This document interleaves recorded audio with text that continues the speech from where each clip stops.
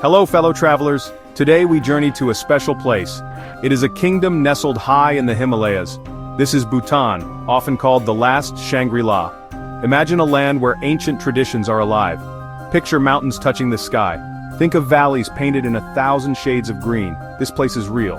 It waits for those who seek something different. Bhutan feels like stepping into another time. The air here is crisp and clean. The sounds are of nature and gentle prayers. For centuries Bhutan remained isolated. This isolation helped protect its unique culture. Now Bhutan opens its doors, but carefully. It wants to share its wonders with the world. This kingdom is a place of deep spirituality. Prayer flags flutter everywhere. Monasteries cling to cliffsides as if by magic. The Bhutanese people are warm and welcoming. They live in harmony with their surroundings. They cherish their heritage with great pride. This is a land that truly touches your soul. Visiting Bhutan is more than just a trip, it is a journey into a culture of kindness. The magic of Bhutan is subtle yet powerful. Let's discover the secrets of the Last Shangri-La together. Bhutan has so many unique selling points. It is not just one thing that makes it special. The landscapes, of course, are breathtaking. Towering snow-capped peaks watch over everything. Lush, fertile valleys unfold like green carpets. Rivers carve their way through the mountains. The natural beauty is truly awe-inspiring. Every view looks like a postcard. It is a photographer's paradise, a nature lover's dream. But Bhutan is so much more than pretty pictures. Its culture is rich and vibrant. It is a living, breathing part of daily life. You see it in the traditional architecture, you see it in the colorful textiles, you hear it in the ancient music and chants. The Bhutanese people wear their national dress with pride. The go for men and kira for women. This is not just for festivals, it is for everyday life. This commitment to tradition is remarkable. Then there is gross national happiness. This is a truly unique Bhutanese idea. The country measures its success differently. It is not just about money or GDP, it is about the well-being of its people. It makes Bhutan a truly thoughtful place to visit. I remember my first visit to Bhutan so clearly. The flight into Paro is an adventure itself. The plane weaves through towering Himalayan peaks. You feel so small next to these giants. Then, you land in a green, serene valley. The airport building itself is a work of art. It is built in the traditional Bhutanese style. It was a perfect introduction to the kingdom. I knew right away this trip would be special. One of my most memorable experiences was hiking to Tiger's Nest.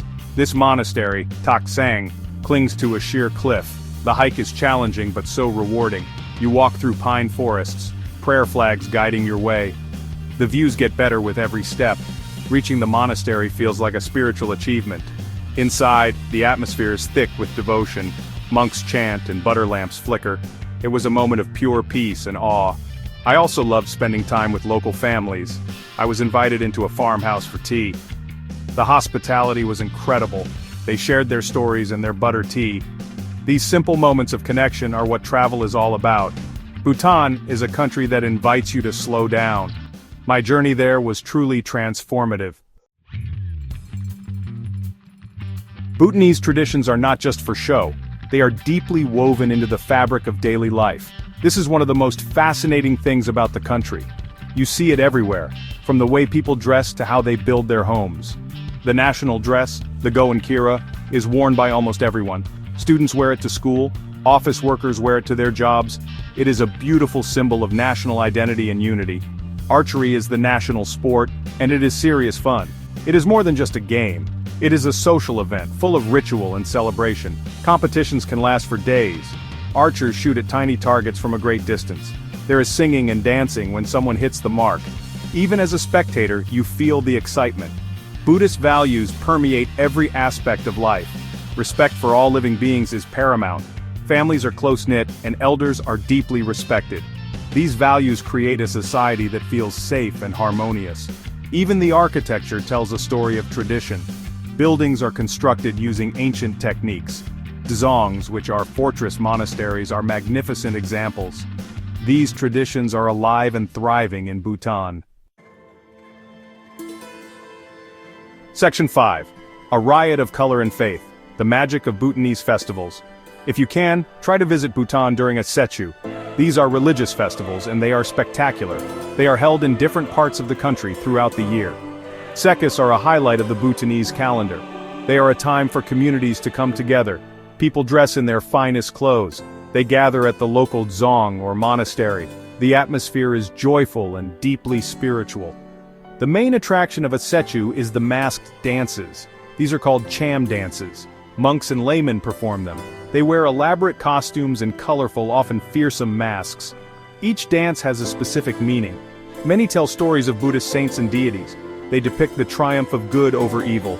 The dances are accompanied by traditional music. Cymbals clash and horns blare. It is a mesmerizing performance, full of energy and devotion. Sikhs are also important social occasions. Families gather to share food and enjoy the festivities. It is a time for renewing friendships and making new ones. For many Bhutanese, attending a sechu brings blessings.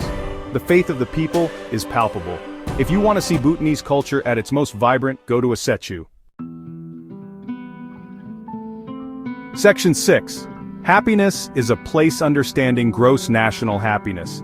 You hear a lot about gross national happiness, or GNH, in Bhutan. It sounds like a wonderful idea. But what does it really mean? It is not just about everyone smiling all the time. It is a serious philosophy of development. It was introduced by the fourth king of Bhutan. He believed that true development is more than just economic growth. It must also include spiritual and emotional well-being. GNH is based on four main pillars. These are sustainable and equitable socio-economic development. Second, preservation and promotion of culture. Third, conservation of the environment. And fourth, good governance. These pillars guide all government policies. The goal is to create conditions for happiness. It is about balancing material progress with spiritual values. It is about ensuring that development benefits everyone, and that it does not harm the culture or the planet. You see it in Bhutan's commitment to free healthcare and education. You see it in their efforts to protect their forests.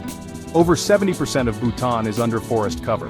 This is mandated by their constitution. Happiness, it seems, can indeed be a national goal. Section 7. Guardians of the Green Bhutan's vow to nature. Bhutan's commitment to environmental conservation is truly remarkable. This small kingdom is a world leader in protecting nature. It is one of the few carbon-negative countries on Earth. This means it absorbs more carbon dioxide than it produces. This is an incredible achievement. It is a testament to their deep respect for the environment. This respect is rooted in their Buddhist beliefs. Nature is seen as sacred, not just a resource to be exploited. The Constitution of Bhutan mandates that at least 60% of the country must remain under forest cover. Currently, it is over 70%. This dedication to preserving forests is vital. Forests are home to diverse wildlife. They protect watersheds and prevent soil erosion. Bhutan is a biodiversity hotspot. It is home to rare species like the Bengal tiger, snow leopard, and red panda. The government works hard to protect these animals and their habitats. Strict environmental laws are in place. Plastic bags are banned, logging is carefully controlled, sustainable farming practices are encouraged. Bhutan is also investing heavily in renewable energy. Bhutanese people understand that their well-being is linked to the health of the environment. Section 8. Finding peace in a hectic world. The Bhutanese spirit. In our fast-paced modern world, finding true peace can be difficult. But in Bhutan, peace seems to be a natural state. There is a palpable sense of calm that envelops you. It is in the gentle smiles of the people. It is in the quiet dignity of their movements. It is in the serene landscapes that stretch before your eyes. This feeling of tranquility is one of Bhutan's most precious gifts. It is something that stays with you long after you leave. The Bhutanese spirit is characterized by kindness and compassion. These are not just abstract ideals, they are practiced in everyday interactions. People are genuinely helpful and considerate. There is a strong sense of community. Families are close and neighbors support each other. This social cohesion contributes to a feeling of security and well-being. It is a society built on mutual respect and understanding. One thing you notice is the absence of aggressive commercialism. You won't find giant billboards or flashy advertisements. The focus is not on selling you things, it is on sharing their culture and their way of life. Visiting Bhutan is like a balm for the soul. Section 9. Your invitation to Shangri-La, an unforgettable adventure awaits. Bhutan is a land of incredible beauty. Majestic mountains, verdant valleys, stunning monasteries. It is a place where tradition and modernity coexist thoughtfully. Bhutan measures progress and happiness, not just dollars. Visiting Bhutan is an investment in yourself. It is a chance to step away from the noise of the world. Bhutan is waiting to share its wonders with you.